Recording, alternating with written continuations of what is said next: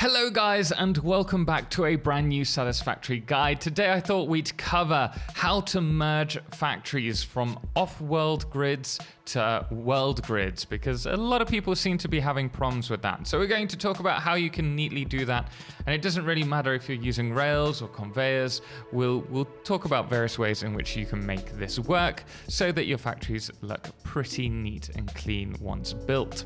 So we're going to start off with using miners as an example. As we all know at this point, if you grab a foundation and hold control, we're given the world grid. This is fantastic for organizing factories from around the world, but you do want to use either a 2-meter foundation or a 4-meter. And the reason for that is that if you use a single 1-meter foundation and you place that on the world grid, you'll notice that it's out of alignment by half a meter.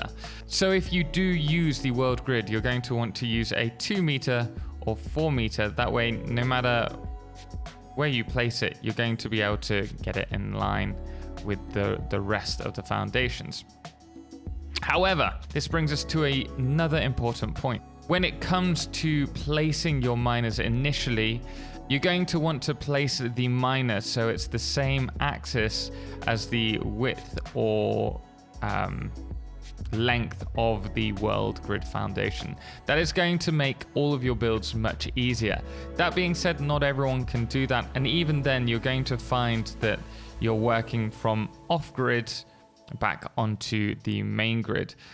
And whilst we're here, I'll quickly show you 2 ways in which you can centralize your outputs of your miners on a foundation. So the first thing that we're going to grab for this one is using the barrier. We're going to snap this. This is unfortunately slightly higher. You want this to be lower normally, but it will work for this example. We're going to place the catwalk crossings, or the walkway ones, against the barrier. And then from here, if we grab our foundations, we're going to be able to snap this to the catwalk. We're going to extend that 2. And then from here, we can build our miner. And when we place the walkway, you'll notice, place the conveyor, you'll notice that it's centrally located now. There's another way in which you can do this, which I'll show you. This time, we're going to grab our painted beams. And if you hold control, a bit like the barrier, you'll notice that we can snap it to the front of the miner. From here, we're going to once again grab our walkways, and we're going to place them so that the edge is over the center of the output. And then we're going to zoom that across. And then once again, we can place our foundation in line with that.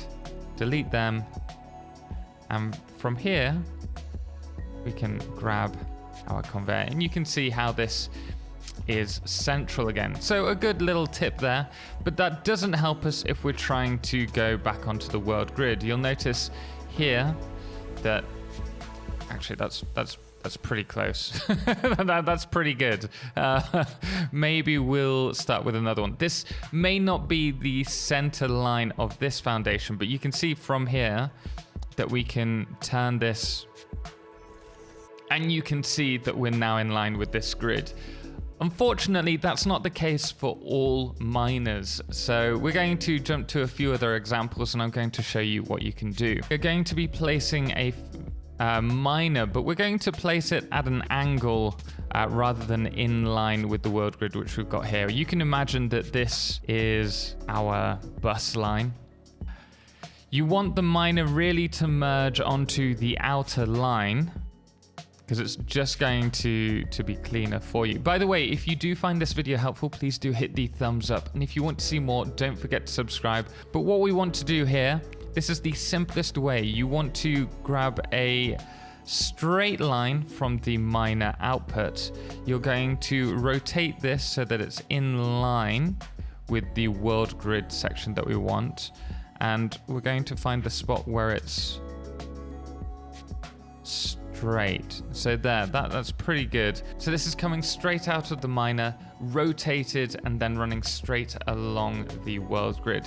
So probably the easiest way in which you can do this, but I understand that some people may not want belts along the floor, so let's talk about how we can do this from a raised bus next. For our next example, you can see that we've raised a bus slightly off the ground, as demonstrated here, and we also have our miner with its output central on a separate grid. All that we're going to be doing for this one is grabbing a conveyor lift, and we're going to bring it up to roughly the same height as ideally the same height as the bus that we want to connect to.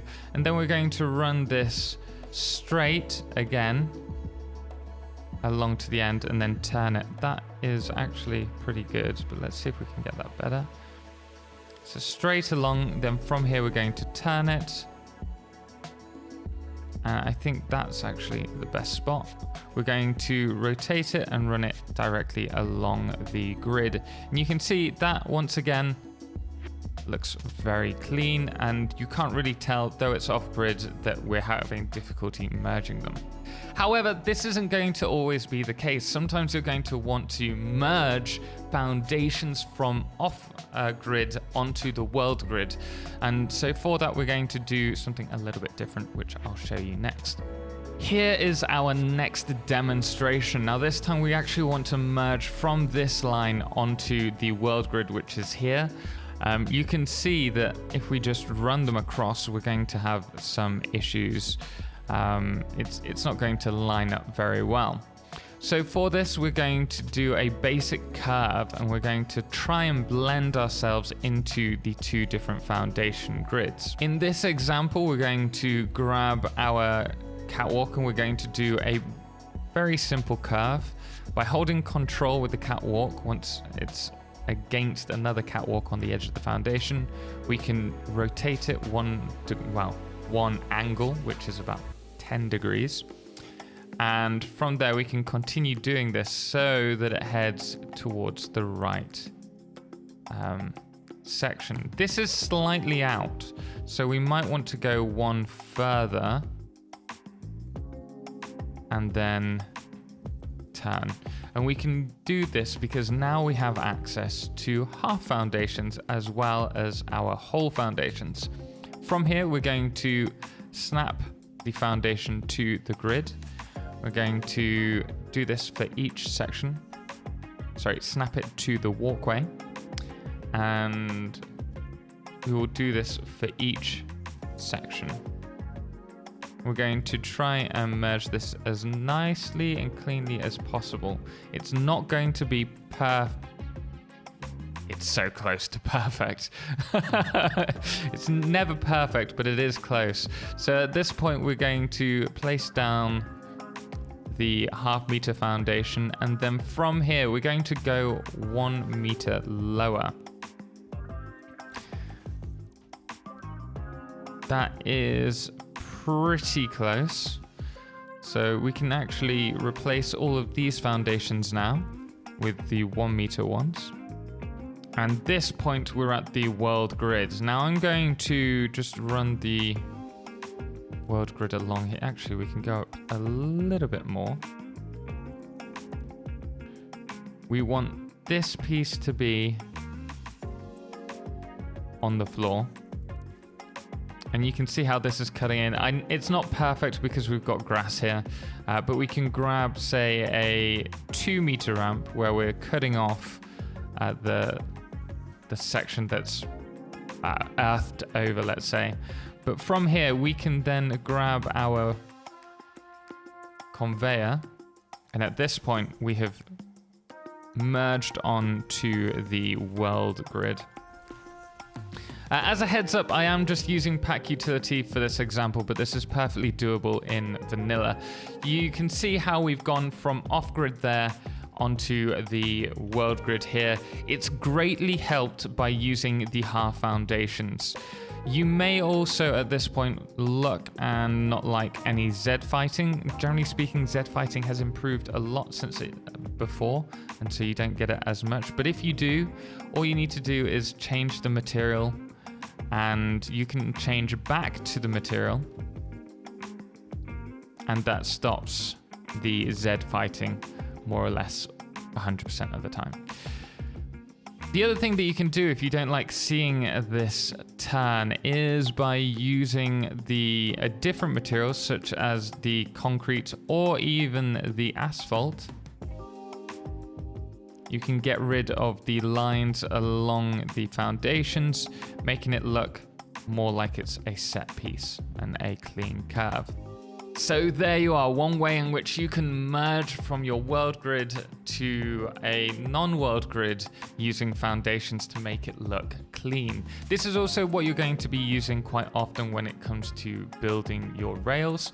But if you start off with a location and then go off world grid, you're going to stick to the same vertical height, which is actually going to be really helpful when you're trying to connect sections together. However, there is another way in which you can use rails, which we'll talk about shortly after the next example, which will help you merge when you're not using foundations necessarily to connect from one place to another. This particular example is a fair bit more difficult and only works in certain circumstances. It looks very clean, however, some people won't like it because of the clipping, and others may not like it because you're not going to be able to upgrade the belts after you've done so. So be warned, this is a one-shot use, but it can look great in your factories.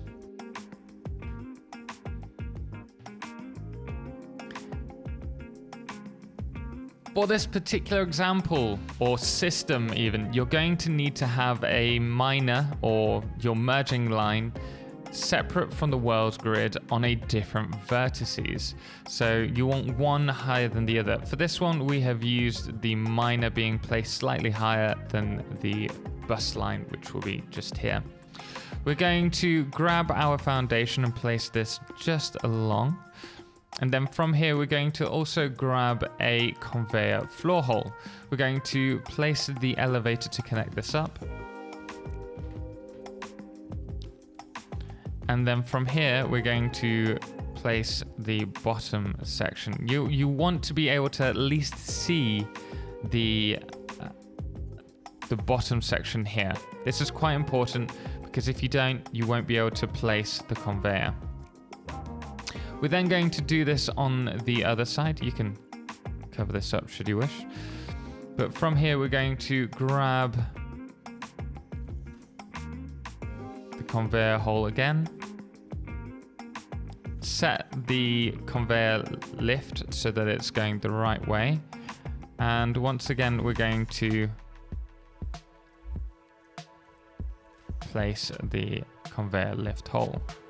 At this point, we're going to run this all the way to the top. You can see how this is now under the ground. This won't allow you to upgrade your conveyors, so warning there. So probably best to leave it until you have Mark V conveyors. At this point, we are going to cover this up. Maybe we'll use another foundation, or perhaps you'll want to use something like, I don't know, pillars. They're a great one to use. And we're just doing some outer detail here, which is actually hiding up the clipping that we've done.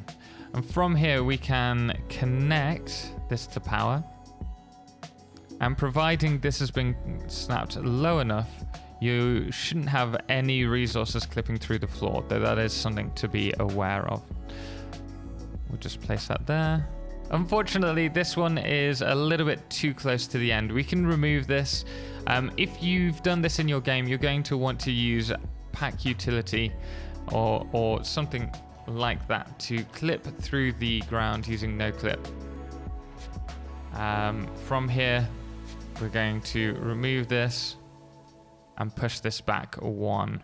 And as you can see, this time we have cleanly hidden the conveyors and used some kind of chute underground to transport the resources from that miner onto the world grid here. Not bad. The final solution that I want to offer you is for Rails specifically, though I suppose you can use, it's similar to the system that we've used prior, which is when you're raising stuff off the ground. So with Rails, it doesn't matter if you're running along the world grid, if you're off grid, if you're just running freely across the terrain, you can get it to go onto the world grid thanks to the way it is a drag and pull system in placement. And from here, what I'd recommend is using something like Rails supports, just a basic system like this, which is on the world grid, and you're just going to drag the off-world or off-grid system onto the world grid. This is going to make it look as if it's part of the architecture rather than it's weirdly merging. And it is a super easy way to make any train system look much more designed. But guys, I hope you found this video helpful. If you did, please hit the thumbs up. And obviously, if you want to see more, don't forget to subscribe. And let me know what you'd like to see in the next video in the comments below. Perhaps we'll cover it. Special thanks does go to all of our amazing supporters, most notably our Solar Eclipse patrons, James Owen, Fireflesh, Trebor, and Beowulf, as well as our Lunars, the Calamity, Ben, Star, Shoku, the MN Wolf, and that dude AW, as well as our Blood Moon of the day, which today is Scooter. Until next time, as always, ciao for now.